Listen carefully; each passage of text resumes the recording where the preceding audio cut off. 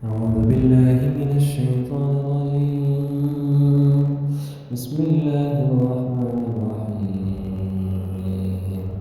وقالت اليهود ليست النصارى على شيء وقالت النصارى ليست اليهود على شيء وهم يتلون الكتاب كذلك قال الذين لا يعلمون مثل قولهم فالله يحكم بينهم يوم القيامة فيما كانوا فيه يختلفون.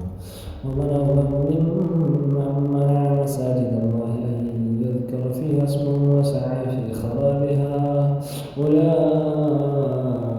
ما كان لهم أن يدخلوها إلا خائفين لهم في الدنيا خزي ولهم في الآخرة عذاب عظيم. ولله المشرق والمغرب فأينما تولوا فثم وجه الله إن الله واسع عليم. وقال اتخذ الله ولدا سبحانه بل له ما في السماوات والأرض كل له قانتون بديع السماوات والأرض وإذا قضى أمرا فإنما يقول له كن فيكون.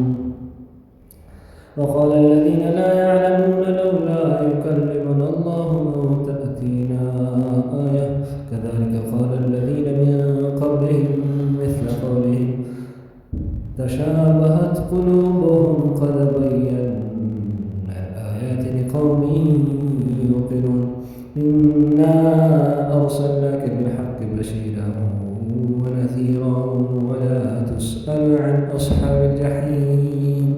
ولن ترضى عنك اليهود ولا النصارى حتى تتبع ملتهم قل إن هدى الله هو الهدى ولئن اتبعت أهواءهم بعد الذي جاءك من العلم ما لك من الله من ولي ولا نصير.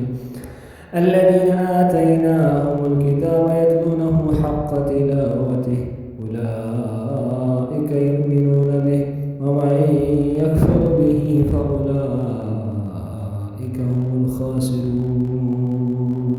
صدق الله العظيم.